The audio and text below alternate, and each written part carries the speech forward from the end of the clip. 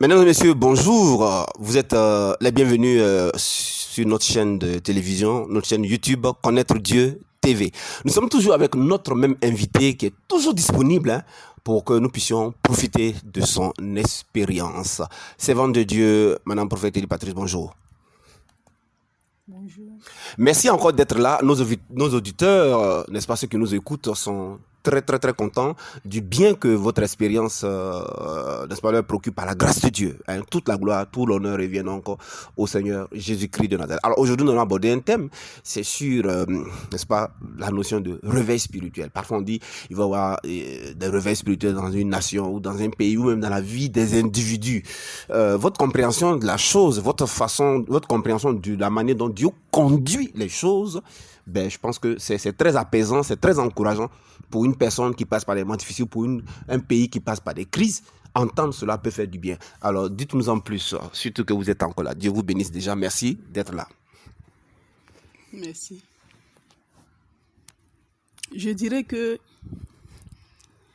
si un pays est appelé à rentrer dans un réveil spirituel ou bien Dieu a choisi cette nation, c'est forcément, il faut que ce pays-là passe forcément par des moments difficiles, par des troubles, voire même par des guerres, des moments terribles. Parce que si cette nation ne passe pas par ces moments, c'est pas possible qu'elle soit une nation choisie de Dieu. Prenons l'exemple, un homme, pour pouvoir rentrer dans la gloire, même Jésus lui-même, pour rentrer dans la gloire, il est passé par des moments difficiles. Il est passé par un chemin que personne ne veut passer actuellement. Mais on peut pas éviter cela. On ne peut pas. Pour rentrer dans la gloire, pour être choisi, pour qu'une nation soit choisie de Dieu, il faut que cette nation-là vive des difficultés. Il faut dire qu'il faut que Dieu même prépare cette nation-là à recevoir cette gloire-là, à rentrer, à être une nation bénie. Parce qu'on ne peut pas rentrer dans cette gloire en étant cette même nation, en étant ces mêmes individus qui sont dans la nation-là, ces mêmes comportements qu'ils avaient, ce même caractère qu'ils avaient. C'est pas possible qu'ils rentrent dans une destinée, une grande destinée. Il faut un nettoyage. Il faut, si vous voulez, laver la personne pour que la personne soit pure, propre. D'où le caractère de Christ. Pour pouvoir impacter cette nation. Pour qu'on dise, cette nation est vraiment bénie de Dieu par comme on appelle, le témoignage. Mais on ne peut pas. On peut dire une nation qui a connu comment dirais-je, des troubles, mais on voit que Dieu même seul sait que s'il y a un changement parmi les individus, parmi la population, Dieu seul sait s'il y a un changement. S'il n'y a pas un changement, alors il va lui-même laisser, comment on appelle, laisser faire. Si c'est la guerre, si c'est des troubles, quoi que ce soit, ce que vous connaissez, Dieu même va laisser faire pour un nettoyage, pour pouvoir, pour que cette gloire-là, quand elle va rentrer dans cette nation, elle ne soit pas, comment on dirais-je, une gloire vraiment éphémère ou quoi, ou une gloire où on ne voit pas la main de Dieu. Il faut qu'on voie la main de Dieu. Il faut qu'on voie que c'est Dieu qui agisse. Ça, c'est très important. Parce que s'il n'y a pas de réveil, prenons l'exemple. Si Dieu veut changer un individu, il passe par tous les moyens. Même si l'individu n'a rien fait, il peut même solliciter même un sorcier. Même si un sorcier même va te fatiguer jusqu'à ce que Dieu atteigne son but, Dieu va laisser faire. Mais quand il a atteint son but maintenant, lui, c'est en ce moment que lui se lève et vient agir. Donc, ce que j'aimerais dire aux nations qui actuellement vivent des situations difficiles, que ces nations-là sont appelées à être vraiment des nations glorieuses, une nation glorieuse à la gloire de Dieu, une nation choisie. J'aimerais vous dire de bénir Dieu pour tout ce qui arrive dans votre nation. Parce que sans ça, vous ne pouvez pas être une nation choisie de Dieu. Ce n'est pas possible. Quand Dieu aura fini son travail, en ce moment-là, lui-même se lèvera et il agira. C'est ce que je voulais dire. Alors, vraiment, c'est très fort, c'est très intéressant. Alors, donc, ces individus dans ces nations, ces individus qui sont dans ces nations, qu'est-ce qu'elles doivent donc faire? Quel doit être leur comportement? Quelle doit être leur attitude? Parce que elles ont certainement un comportement, une attitude, un caractère que Dieu n'aime pas, qui ne favorisera pas le réveil. On peut pas prendre les mêmes éléments pour, n'est-ce pas, le vieux habit pour prendre ça pour coudre un nouveau habit. On peut pas prendre un ancien vin pour mélanger ça avec le nouveau vin. Donc, c'est l'ancien qui doit disparaître pour un nouveau qui est divin. En ce moment-là, qu'est-ce que vous pouvez dire à ces différentes personnes qui sont dans des nations qui passent par des moments difficiles, des nations aussi qui ne passent pas encore par des moments difficiles, parce que si je vous comprends bien, Dieu a un plan pour chaque individu, Dieu a un plan pour chaque nation, puisque une nation est composée par des individus, et tôt ou tard, comme il a un but à atteindre, chacun passera tôt ou tard par certains événements qu'il juge utiles pour que la personne soit transformée. Donc, alors, quelle est donc l'attitude recommandée pour des individus dans une nation, pour des personnes dans une nation, du sommet jusqu'en bas? Je dirais que leur attitude doit être une attitude d'abord de repentance. Et puis, ils doivent, je vais dire, s'offrir à Dieu et aussi devenir un sacrifice. S'offrir à Dieu pour dire, ah, nous voilà, on ne peut rien, c'est sur toi seul qu'on compte, on s'offre, on s'abandonne. On a véritablement soif de toi. On te cherche véritablement. Viens et entre dans notre vie. Et en ce moment-là, Dieu viendra. Et quand il va venir, on devait être aussi un sacrifice. Un sacrifice, ça ne veut pas dire qu'on va mourir. Un sacrifice, ça veut dire qu'on doit maintenant passer par des moments par les moments par lesquels Christ même est passé. Et vivre ces situations, des douleurs sans réagir, tout ce qu'il a vécu sans réagir, pardonner la rancune entre des personnes, des ethnies. Il faut être dans l'harmonie, dans l'entente, dans l'amour. En fait, vivre la vie de Christ entre nous. Si je comprends bien, c'est très intéressant ce que vous êtes en train de dire. Ça veut dire quoi? Ça veut dire que dans ces nations-là, c'est le moment de faire connaître les 45 thèmes. Tout message qui permet de devenir comme Christ. Tout message qui permet d'être transformé. Tout message qui permet donc, n'est-ce pas, de devenir divin. Ces nations-là devaient donc être informées et ces nations-là devaient donc... La repentance, c'est ça, c'est d'aller dans ce sens-là. Tout ce qui est message qui permet de devenir comme Christ, comme Dieu verrait alors dans la nation. Chaque individu, chaque parti politique, chaque personne, du sommet jusqu'en bas, n'est-ce pas, s'engager sur ce chemin-là, n'est-ce pas, dans cette trajectoire-là, dans le sens des 45 thèmes, n'est-ce pas, arriver à travailler leur âme pour, n'est-ce pas, aboutir à la confiance en Dieu. Advienne que pourra, dans l'environnement de Dieu, n'est-ce pas, ne pas être contaminé par le mal, séparé par le mal, n'est-ce pas, comment transformer le prochain, donnant soi-même l'exemple, etc. Un adorateur, le faire donc en souffrir pour demeurer dans ça maintenant, constamment, et puis ensuite devenir le sacrifice, justement, devenir le sacrifice, dans le sens qu'en comprenant que accepter de passer par le même chemin où Christ est passé, lorsque Dieu choisira de nous-mêmes choisir les éléments par lesquels il voudra bien faire passer les uns les autres. Selon Dieu, c'est intéressant parce que, attends, mais si les nations ne comprennent pas ça, leur attitude, ce sera simplement peut-être de crier, de se venger, de sortir, de marcher, de hurler, de demander l'intervention de Dieu. Chaque camp va dire non, l'Éternel va intervenir. Et finalement, les choses, ça ne permettra pas d'atteindre le but de Dieu, mais les choses vont finalement continuer. Ça va être compliqué parce que vous l'avez dit, si Dieu n'atteint pas le but, et comme les individus qui sont une génération, ils ne peuvent pas rester tels qu'ils sont pour entrer, n'est-ce pas, dans ce réveil dont Dieu va prendre les anciennes personnes qui n'ont pas compris, qui ne l'ont pas laissé travailler dans leur vie et puis leur permettre d'aller dans son plan. C'est pas possible puisque les personnes ne pourront pas accomplir. Il ne pourra pas, lui, Dieu, accomplir son plan avec ces personnes, n'est-ce pas? C'est cela. Waouh, c'est très, très, très, très... Donc, vous dites que la repentance, c'est quoi? C'est donc chercher à devenir comme Christ. Oui. Développer ça un peu, voir. Cette repentance, c'est pas la repentance dont on nous parle chaque fois. Cette repentance où on dit Jésus, Dieu, je te demande pardon, j'ai péché, j'ai fait ça. Non. C'est pas de cette repentance-là qu'il s'agit. Ok. Mais c'est de quoi alors? Une repentance comme on a perdu quelqu'un.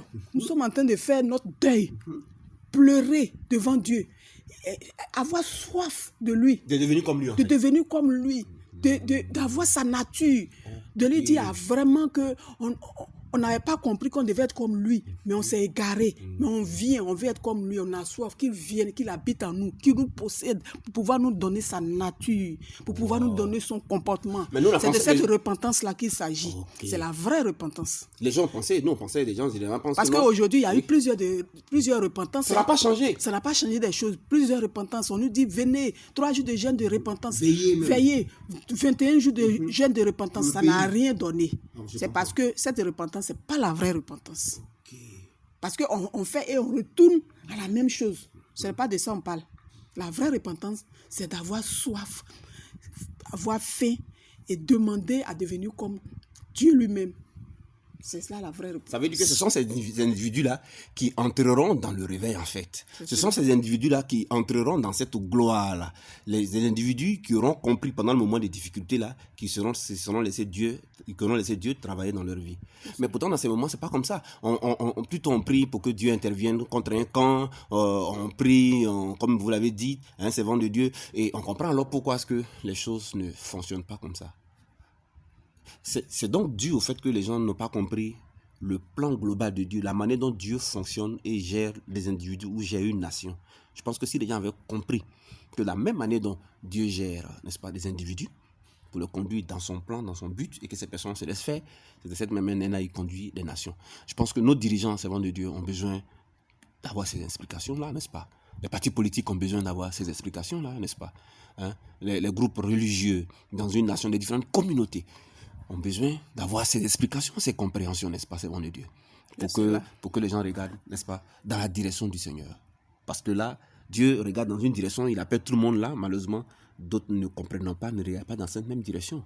Vraiment, vous êtes vraiment une richesse, une bénédiction. Dieu vous bénisse. Et puis, nous vous inviterons encore pour d'autres thématiques. Mesdames et messieurs, voilà, tout le plaisir a été pour nous. Alors, en période de crise ou de non-crise, apprêtons-nous, comprenons le but que Dieu vise dans la vie des uns des autres. Bien souvent, ce n'est pas là où nous regardons. Ce n'est pas notre façon de procéder que Dieu attend. C'est pourquoi, justement, il n'y a pas de résultat. Il n'y a pas de résultat. On a pensé qu'il faut des moments de repentance collective. Mais des gens l'ont toujours fait, mais ça n'a pas donné de résultat. Et bien souvent, quand il y a la calmie, on a pensé que c'est OK. Et aux approches, n'est-ce pas, dès que les crises arrivent, on recommence encore. Repentez-vous. Et ça frustre parce que les gens sont frustrés, ils ont l'impression que Dieu ne les entend pas, ils ont l'impression que Dieu les a abandonnés, ils ont l'impression que Dieu n'est pas là. Et on va d'hypothèse en hypothèse, il va agir tel jour, il va agir tel jour. Voilà. Et le jour passe, on vient maintenant, on améliore la prophétie, on change ce qu'on avait dit, voilà, on regarde au fil des événements. Je pense que nous devons entrer dans la pensée globale de Dieu et c'est dans la Bible. La manière dont Dieu a toujours conduit les nations, il n'a pas changé. La manière dont Dieu a toujours conduit les individus, il n'a pas changé. Nous devons donc apprendre à connaître le plan global, comment Dieu conduit. Parce que Dieu, il aime tout le monde. Il ne regarde pas, n'est-ce pas, au peuple, il ne regarde pas aux individus en termes de religion. Il ne regarde pas en termes d'église. Il ne regarde pas en termes de communauté. Il ne regarde pas donc en termes de musulmans, il ne regarde pas en termes de bouddhistes, il ne regarde pas en termes d'évangéliques, il ne regarde pas en termes de catholiques. Donc, il n'y a pas un groupe qui va gagner sur un autre groupe. Non. Dieu regarde les nations en termes d'individus. Voilà. Il regarde les nations en termes de ses créatures. Et il a un plan. Il regarde donc en termes de son plan. C'est ce plan global-là. Et il fait de la même manière qu'il fait avec vous. Lorsque vous n'êtes pas dans son plan, lorsque vous n'avez pas confiance en lui, lorsque vous êtes détourné de lui, qu'il sait que votre caractère, vous n'avez pas son caractère, ça ne peut pas lui permettre, n'est-ce pas, de vous apporter le meilleur qu'il destine. Les situations vont vous arriver. Les situations vont vous arriver là. C'est pour juste vous purifier, vous transformer, attirer votre attention. Et votre attention étant attirée vers lui, vous allez donc entrer dans ce que lui appelle la vraie repentance. Comme la Seigneur de Dieu l'a déjà dit, la vraie repentance, c'est prendre conscience que vous n'êtes pas comme lui. C'est ça que le vrai problème. Et c'est pour ça que tous ces problèmes arrivent, devenus comme lui. Et donc, entreprendre la marche des 45 thèmes dont nous parlons sur notre chaîne de télévision, Connaître Dieu TV, n'est-ce pas? Faire cette expérience-là, n'est-ce pas? À travers 2 phases qui permettent de devenir comme Christ. Il y a 2 phases qui permettent de devenir comme Christ. Nous avons également parlé de ça dans un élément audio que nous vous recommandons. La première phase, c'est de s'offrir. Qu'est-ce que ça signifie? S'offrir à Dieu avec faim et soif, n'est-ce pas? Et puis, de quoi? De devenir comme lui, de lui ressembler. Pas de vous marier, pas de voyager, pas que ce soit votre ethnie qui soit au pouvoir, pas que ce soit votre leader qui soit au pouvoir, pas que ce soit votre parti politique qui soit au pouvoir, pas que ce soit forcément un chrétien qui soit au pouvoir. C'est pas ça que Dieu regarde, voyez-vous. Donc, vous offrir, n'est-ce pas, pour devenir comme lui. Donc, cherchez à devenir comme lui. Il y a comment on fait. Et ensuite, deuxièmement, quand on a une offrande, vous vous offrez, en ce moment-là, vous devez maintenant vous sacrifier. Sacrifier, c'est quoi? Parce que dans un sacrifice, c'est deux choses. Il y a l'offrande, et ensuite, il y a le sacrifice, et Dieu met en voie le feu. Les circonstances. Est-ce que vous avez son caractère? Dieu va envoyer des circonstances par rapport au caractère pour que vous deveniez comme lui de son caractère. Est-ce que vous mettez en priorité son environnement? Il y aura des circonstances qui vont vous montrer ça. Est-ce que vous pardonnez? Est-ce que vous laissez tomber? Est-ce que vous arrivez à séparer votre prochain dans votre pays? Parce qu'il n'est pas de votre ethnie, il n'est pas de votre parti politique, il n'est pas de votre région. Est-ce que vous arrivez à le séparer du mal? Il y a plein de 45 thèmes. Quand Dieu verra que vous êtes accompli, mais dans le pays, c'est la personne qui sera accomplie dans cela, qui est apte et qui rentre dans le réveil. Et c'est avec elle que Dieu donc entre dans ce temps de gloire. Mais les personnes qui ne sont pas accomplies, je comprends, n'est-ce pas, que ces personnes-là, les moments difficiles là, ont pour but, pas de les tuer d'abord, pas de les éliminer, n'est-ce pas, mais par les moments difficiles, Dieu espère attirer leur attention, n'est-ce pas, pour que ces personnes-là comprennent et se tournent vers lui, soient sur le bon chemin, n'est-ce pas, à partir des 45 thèmes. Mais maintenant, lorsque ce n'est pas fait, ben, ce sont les attitudes de la personne même qui font que ces personnes vont mourir. Voilà, elles vont sortir, soit dans les marches, elles peuvent prendre une balle, la haine, l'attitude. Ces personnes vont absolument mourir par leur propre faute, n'est-ce pas? C'est parce que ce soit celles qui font le mal, elles vont mourir. Ceux qui se plaignent et qui réclament une injustice, mais par leurs propres moyens, pour pouvoir rétablir l'injustice, vont aussi mourir, parce que ce n'est pas la voie que Dieu indique ici.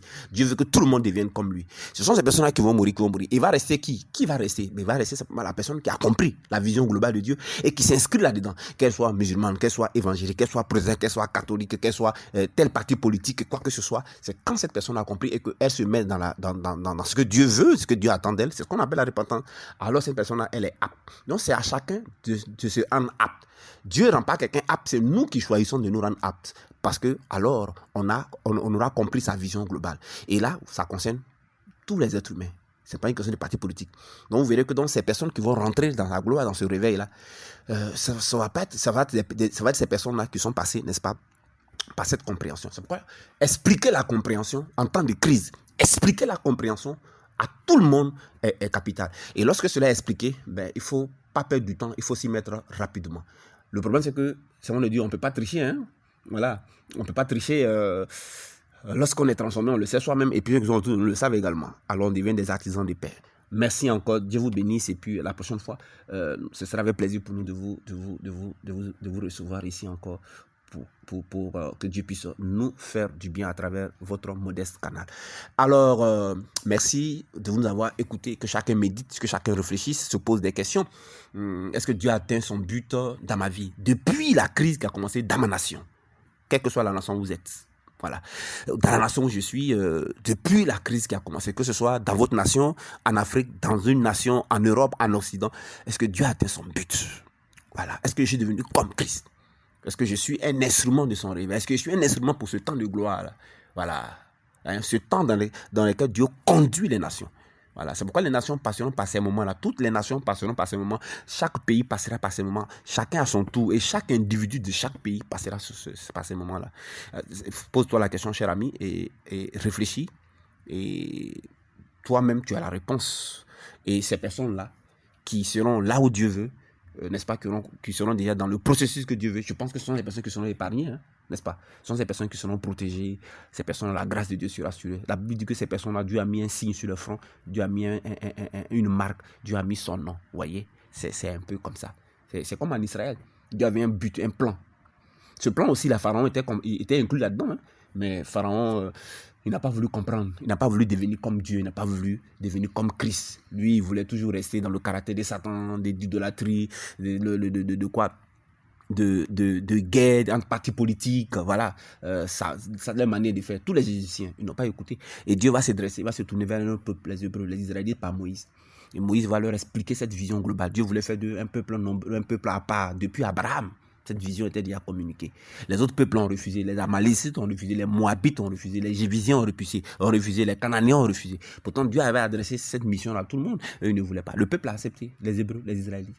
Voilà. Donc, c'est eux, les 10 commandements et tout ça. Donc, dans ce processus, ceux qui ont accepté ceux qui sont entrés, qui sont sortis de l'Égypte, non seulement sont sortis de l'Égypte, mais ils sont rentrés à Canaan. 2 seulement sont rentrés avec la nouvelle génération. Mes amis, le plan de Dieu est adressé à tout individu, est adressé à tout pays, à toute nation. Il dit, je sais quel projet j'ai sur vous, mon peuple. Projet de peine, non de malheur, afin de vous donner un avenir et de l'espérance. Maintenant, le choix, il ne va pas nous oublier, hein, il respecte notre libre arbitre. Alors, s'il y a des prophéties sur votre vie, il y a ce que vous devez faire pour que cela puisse s'accomplir. S'il y a des prophéties sur votre nation, votre pays, il y a ce que vous devez faire pour que ça puisse s'accomplir. Donc, prophétie sur des personnes individuelles, le même mode d'emploi est le même que prophétie sur une nation, sur un pays. Dieu parle, écoutons-le. Ce sera notre avantage. Allez, Dieu vous bénisse. Nous sommes à la prochaine. Au revoir.